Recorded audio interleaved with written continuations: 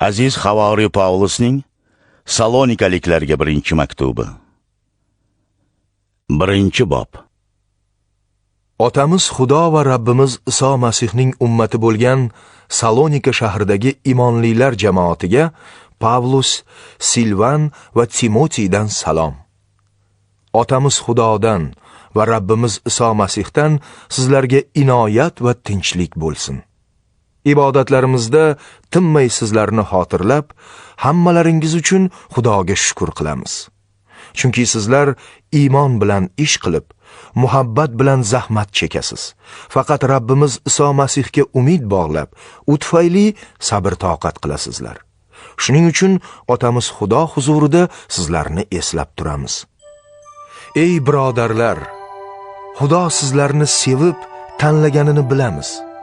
Biz Injil xushxabarini sizlarga quruq so'z bilan emas, balki qudrat bilan, muqaddas ruh kuchi bilan, to'la ishontirish kuchi bilan xabarlab keldik. Biz orangizda bo'lganimizda qanday namunali turmush kechirganimizni o'zlaringiz bilasizlar. Shunday qilib, sizlar ko'p qayg'uda bo'lsangiz ham, muqaddas ruhdan ilhom olib, o'zingizda sevinch hosil qildingizlar. Xudoning kalomini qabul etib, bizga ham, Rabbimizga ham ergashdingizlar. Makedoniya va Ahaya o'lkalaridagi butun imonlilarga o'rnak bo'lib qoldingizlar. Rabbimiz Isoning kalomi sizlardan boshlab yoyildi. Sizlarning Xudoga bo'lgan iymoningizning shuhrati yolg'iz Makedoniya va Ahayagagina emas, hamma yoqqa ham tarqalib ketdi. Shuning uchun endi bizning biror narsa gapirishimizga hojat qolmadi.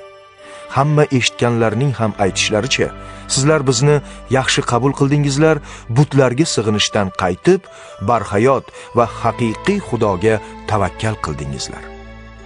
Endi Xudoga xizmat qilayotib, uning o'g'li Isoning ko'kdan tushishiga ko'z tutib yuribsizlar.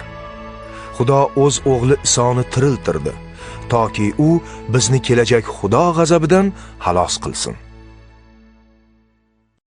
Ikkinchi bob. Ey birodarlar, oldingizga borib qilgan ziyoratimizning befoyda bo'lmaganini o'zlaringiz bilasizlar. Yana avvaldan bilasizlarki, undan oldin Filippi shahrida azob chekib, haqoratga uchragan edik. Ammo bu shiddatli qarshiliklarga qaramasdan, Xudo o'z xushxabarini sizlarga ham yetkazish uchun bizga jasorat berdi.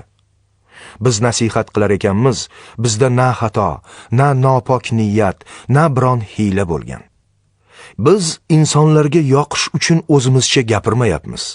Aksincha, Xudo xushxabarni bizga ishonib topshirdi. Uni yetkazish uchun bizni loyiq topdi.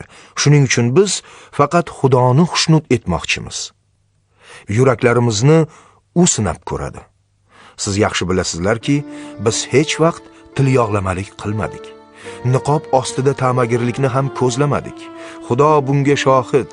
Biz na sizlardan, na boshqalardan insoniy shon sharaf izlamadik. Biz Masihning havoriylari kabi oldingizga salobat bilan kelishimiz mumkin edi. Ammo bolalarini ardoqlagan bir enaga kabi orangizda yuvosh bo'ldik. Sizlarga shu qadar ko'ngil bog'lagan edikki, faqat Xudoning xushxabarinigina emas, balki o'z jonimizni ham berishga tayyor edik. Chunki sizlar biz uchun aziz bo'lib qolgan edingizlar. Ey birodarlar, sizlarga sarf qilgan mehnat va zahmatimizni esda tutinglar. Sizlarning birortangizga malol kelmasin deb kecha-yu kunduz mehnat qildik va Xudoning xushxabarini talqin qilib berdik. Siz iymonlilar oldida biz qanday pokdil, solih va benuqson bo'lganimizga o'zlaringiz ham, Xudo ham guvohdir. Shuni ham bilasizlarki, ota o'z bolalarini avaylagani kabi biz ham har biringizni avaylab dalda berdik. Biz sizlarga jiddiy nasihat qildik. Xudo o'zining ulug'vor shohligi soyasiga sizlarni chorladi. Endi shunga loyiq suratda yashanglar deb samimiy yolvordik. Bizning tinmay Xudoga shukr qilishimizning yana bir sababi bor. Sizlar Xudoning kalomini bizdan eshitganingizda buni inson so'zi sifatida emas, balki Xudo kalomi sifatida qabul qildingizlar. Bu kalom haqiqatdan Xudo kalomi bo'lgani uchun siz iymonlilarga ta'sir qilmoqda. Ey birodarlar, sizlar Yahudiya o'lkasidagi Iso Masih ummati bo'lgan Xudo jamoatlariga ergashdingizlar. Ular yahudiylardan qanday azob chekkan bo'lsa, sizlar ham o'z yurtdoshlaringizdan shunday xo'rlik ko'rdingizlar. Mana yahudiylar Rabbimiz Isoni va payg'ambarlarni o'ldirishgan. Bizni ham jabrlab, quvg'in qilishgan. Ulardan Xudo rozi emas. Ular barcha odamlarga ham dushmandir. Ular boshqa xalqlarga va'z aytishimizni taqiqlab, ularning najot topishiga to'sqinlik qilmoqdalar. Shu tariqa tobora gunoh orttirib bormoqdalar. Ular allaqachon Xudoning g'azabiga uchragan-ku. Ey birodarlar, endi biz dilimiz bilan bo'lmasa-da, vujudimiz bilan qisqa bir muddat sizlardan judo bo'ldik. Ammo sizlarni juda ham sog'inib, diydoringizni ko'rishga jon jahdimiz bilan harakat qilmoqdamiz. Biz ayniqsa men, Pavlus, 1-2 marta sizning oldingizga bormoqchi edik, lekin shayton bizga xalaqit berdi. Zotan bizning umid va sevinchimiz kim? Rabbimiz Iso qaytib kelganda uning oldida faxrlanadigan tojimiz kim? Sizlardan boshqa kim ham bo'la olardi? Sizlar biz uchun sharaf va quvonchsiz.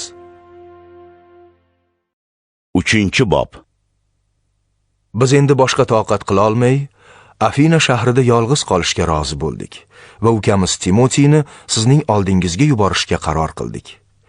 Timotiy Masih xushxabarini targ'ib qilishda bizning hamkorimiz hamda Xudoning xizmatkoridir. U sizlarni iymonda mustahkamlab, ruhlantiradi, toki bu qayg'ular bilan yana birortasi yo'ldan toyib ketmasin. Taqdirimiz qayg'uli ekanligini o'zlaringiz bilasizlar.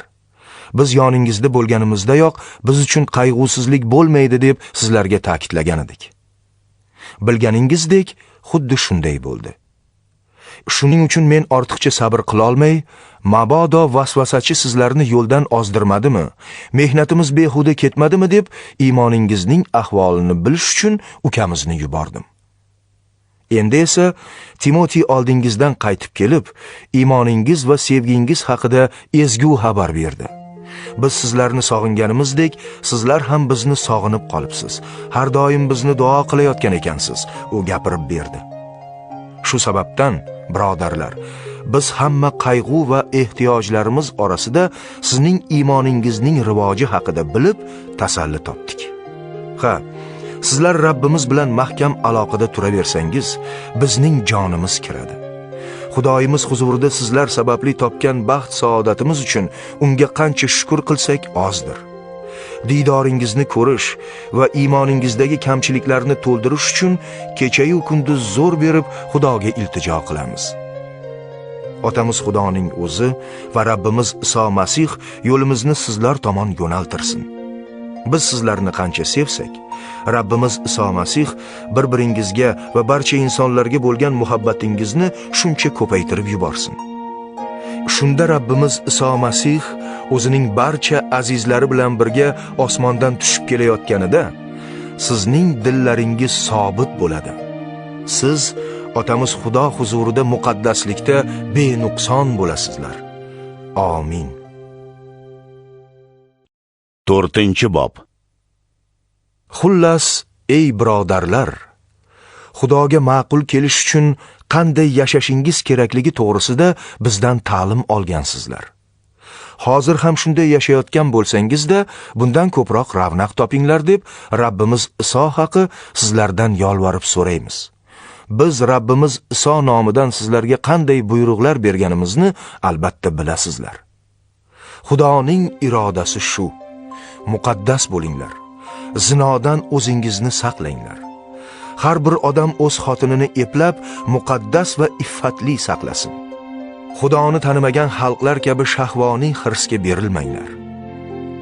Bu xususda hech kim birodariga firib berib, nohaqlik qilmasin.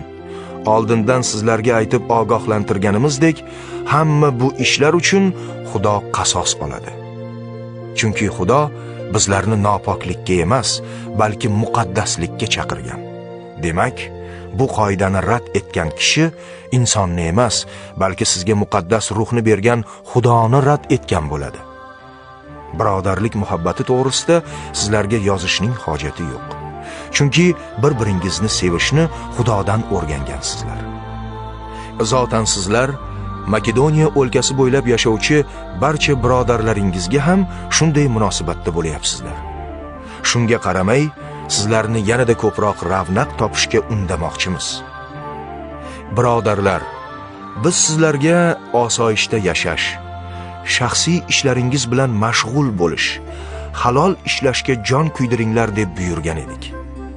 Yana hech kimga muhtoj bo'lmasdan, boshqa odamlarning ko'zi oldida odob bilan yashanglar. Ey birodarlar, umidsizlikda yashayotgan boshqa odamlarga o'xshab g'amgin bo'lmanglar deb bu olamdan ko'z yumib ketganlarning ahvoli haqida sizlarni xabardor qilmoqchimiz. Biz Isoning o'lib tirilganiga ishonamiz. Shunga o'xshab Xudo Isoga ishongan marhumlarni ham u bilan birga qaytarib keltiradi. Buni sizlarga Rabbimiz kalomi kabi aytayapmiz. Biz tiriklar, ya'ni Rabbimiz Iso kelishiga qadar hayot bo'lganlar, o'lganlardan ilgari kelmaymiz. Chunki Rabbimiz Iso o'zi buyuk nido, bosh farishtaning sadosi, Xudoning karnayi bilan osmondan tushadi. Avval Masihga ishongan marhumlar tiriladilar. So'ngra biz tirik qolganlar ular bilan birga Rabbimizni havoda kutib olish uchun bulutlar bilan ko'tarilamiz. Shu tariqa hamisha Rabbimiz bilan birga bo'lamiz. Ana shu so'zlar bilan bir-biringizni ovuntiringlar. 5-bob. Ey birodarlar, bu voqealar ro'y beradigan zamon va muddatlar haqida sizlarga yozishning hojati yo'q. Chunki o'zlaringiz yaxshi bilasizlarki, kechasi o'g'ri qanday kelsa, mahshar kuni ham shunday keladi. Xuddi homilador xotinni to'lg'oq tutib qolganidek, insonlar tinch va osoyishta deb yurganda, to'satdan ularning boshiga halokat keladi va undan aslo qochib qutula olmaydilar. Sizlar esa, ey birodarlar, qorong'ilikda emassizlarki, o'sha kun o'g'ri kabi sizlarni bosib olsin. Hammalaringiz yorug'lik va kunduzning o'g'illari sizlar. Biz kechaga ham, qorong'ilikka ham taalluqli emasmiz. Shuning uchun boshqalar kabi uxlamaylik, bedor va xushyor bo'laylik. Uxlaganlar kechasi uxlaydilar, sarxush bo'lganlar kechasi sarxush bo'ladilar. Lekin biz kunduzga oidmiz. Shu tufayli iymon va muhabbat qalqonini olaylik. Najotga umidvorlik dubulg'asini kiyaylik, xushyor bo'laylik. Chunki Xudo bizni g'azab uchun emas, balki Rabbimiz Iso Masih orqali najot topish uchun tayin etdi. Rabbimiz Iso Masih biz uchun o'ldi. Biz hayot bo'lsak yoki hayotdan ko'z yumsak ham hamisha u bilan birga yashaymiz. Shuning uchun hozir ham qilayotganingizdek, bundan keyin ham bir-biringizga dalda berib yordam qilinglar. Ey birodarlar, orangizda mehnat qilib, Rabbimiz yo'lida sizlarga boshchilik qilib, yo'l yo'riq beradiganlar bor. Ularni qadrlashingizni iltimos qilaman. Qilgan ishlari tufayli ularni chin qalbdan sevib, hurmat qilinglar. Bir-biringiz bilan tinch totuv yashanglar. Sizlarga yolvoramiz, birodarlar, ishyoqmaslarga yo'l yo'riq ko'rsatinglar. Jasoratsizlarning ruhini ko'taringlar. Kuchsizlarga yordamlashinglar.